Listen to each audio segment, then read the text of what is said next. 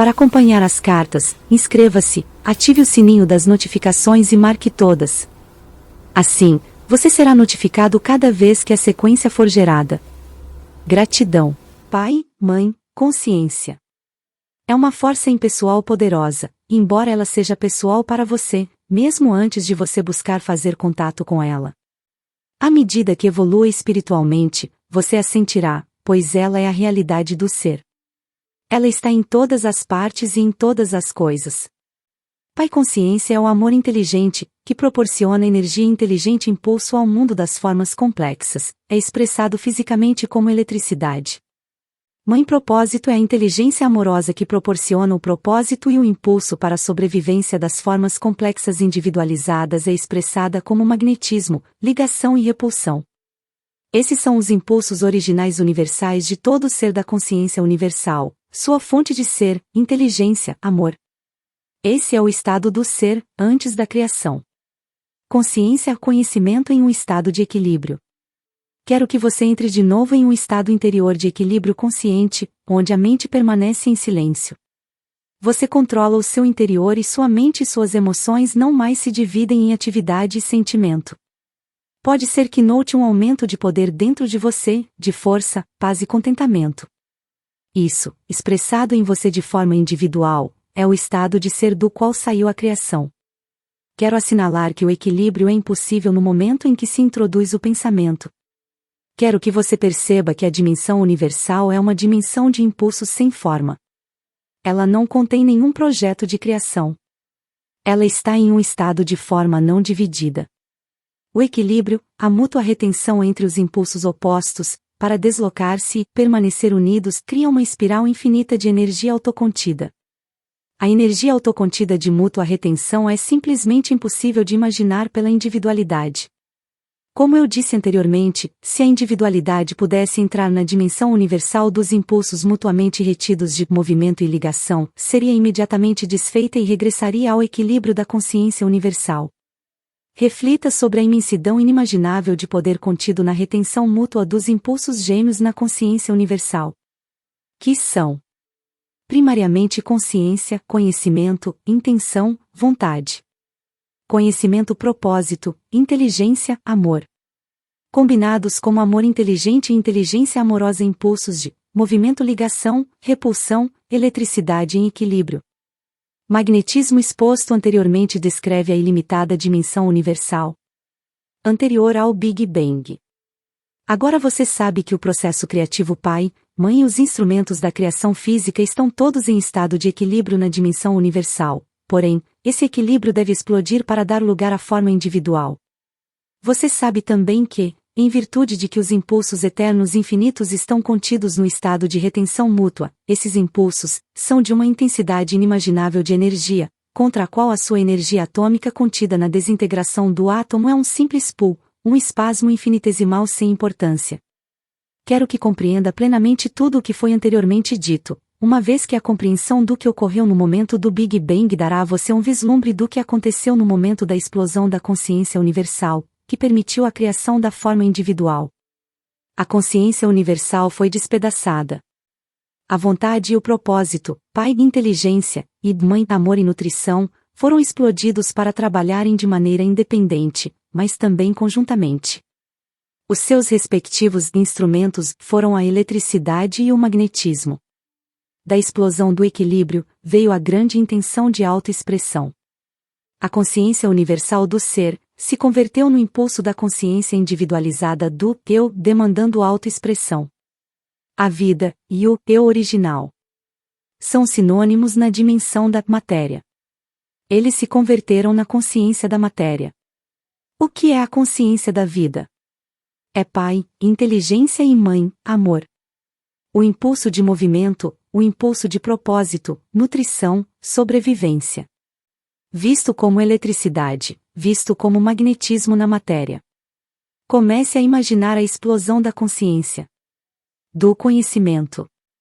Para ajudá-lo a parcialmente visualizar o que ocorreu no momento do Big Bang, tente lembrar algum momento em que você também experimentou uma explosão em sua consciência. Isso ocorre quando você dedica todo o seu ser para alcançar algum objetivo importante. Você está a ponto de se engajar na execução de seus planos, em um estado de excitada antecipação. E alguma circunstância banal, ou uma pessoa insensível, o impede de realizar os objetivos que são tão caros ao seu coração. Como você se sentiria? A sua concentração seria dividida e você explodiria. Aqui, novamente, devo pedir ao meu canal para enumerar alguns exemplos do que quero dizer em termos humanos, pois mesmo a menor consciência terrena é extraída da consciência universal. Imagine que você está no aeroporto, entusiasmado e preparado para desfrutar de férias inesperadas em um lugar distante. Ao chegar ao balcão de viagens, descobre que não existem documentos para você, não há passagens, não há informação de reserva para o voo, e nem de hospedagem, embora tenha pago tudo com cartão de crédito. Como você se sentiria? Você está vestido com um traje muito caro, aguardando para jantar com alguns clientes importantes, e está a ponto de concluir um grande contrato milionário. O garçom derruba um prato de comida quente sobre você.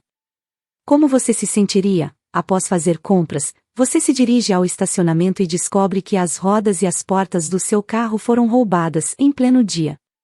Como você se sentiria? Com compaixão, você abre o porta-moedas para dar algumas ao mendigo inválido que choraminga, porém o homem se atira com força, rouba sua carteira e sai correndo como um atleta. Como você se sentiria?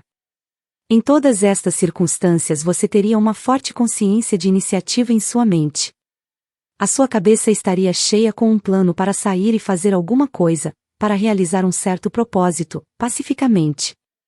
A sua intenção estaria entrelaçada com o seu propósito, portanto em equilíbrio, mas observe que sua atenção crescia na expectativa de se aproximar do seu objetivo. Quanto maior a tensão, maior a explosão. De fato, você estaria no mesmo estado que a consciência universal, conhecimento, intenção pai, inteligência em equilíbrio com mãe propósito, para dar o ser, e a forma ao plano que você tem a intenção de criar. Você pode imaginar o caos mental ou emocional que se seguiria após sua explosão, a incapacidade de pensar com clareza, os pensamentos que viriam, um após o outro, exigindo expressão, nenhum deles sensatos ou lógicos. Tente compreender que você, uma forma individualizada, é um microcosmo do macrocosmo. Você é a cabeça de um alfinete expressando a consciência, conhecimento universal. Seja quando, em equilíbrio, medita aquietando o pensamento, seja como consciência ativa, quando pensa e sente, projeta e cria.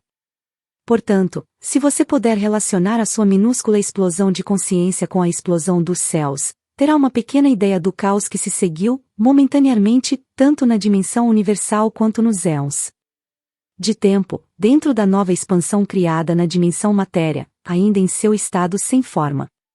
Assim, muitos de vocês terão que reorganizar totalmente suas ideias a respeito da criação. Ela iniciou em uma condição de caos total. Os impulsos universais foram divididos. Não havia um projeto para dirigir ou controlar o início da individualidade. Os impulsos estavam ainda sem nenhuma forma consciente ou direção. Eram impulsos naturais para realizar certas funções impulsivas, distintas na consciência, porém, não estavam inteligentemente dirigidos para um específico movimento ou ligação, por nenhuma força diretiva superior. Eles estavam sós. Impulsionada consciência, conhecimentos separados e perdidos, capazes de receber impressões. Porém, não havia outras impressões para receber, além daquelas do caos interior, do movimento-atividade da eletricidade e da ligação, repulsão, do magnetismo. E este caos de consciência foi manifestado na criação, como caos de partículas. Nessa expansão do caos de partículas elétricas, entretanto, existia a consciência primordial do eu original. Não importando qual fosse o caos, o eu original veio através da intenção Pai, para deslocar-se, tomar o controle, criar. O eu original tomou forma inicial em uma carga positiva de energia elétrica.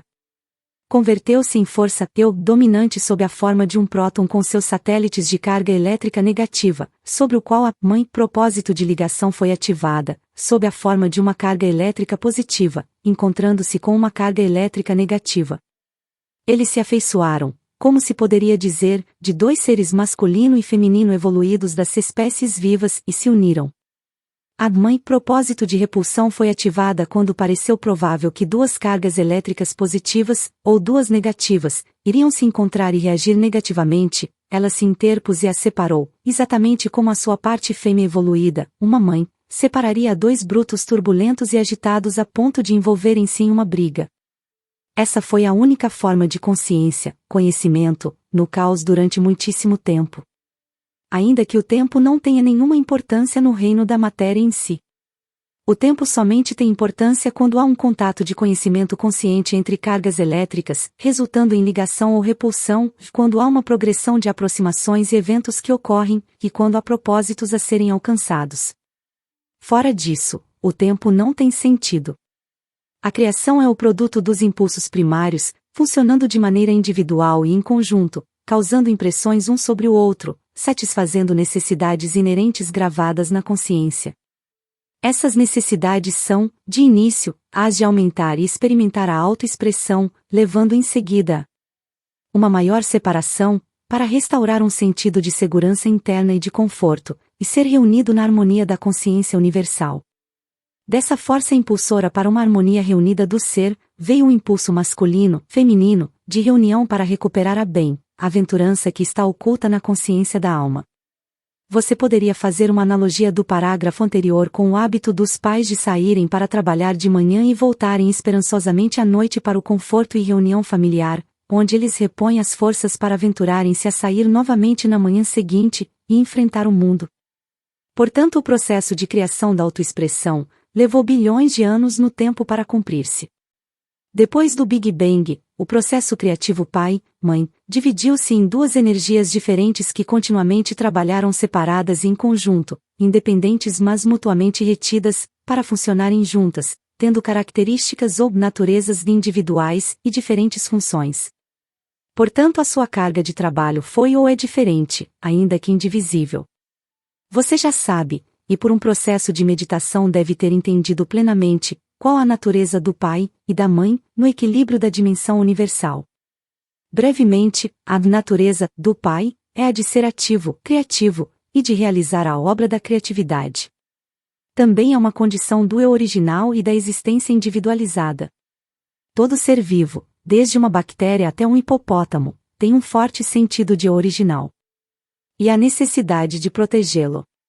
A natureza da mãe é a de dar forma ao plano da consciência elétrica iniciado pelo pai inteligência, unindo as partículas elétricas.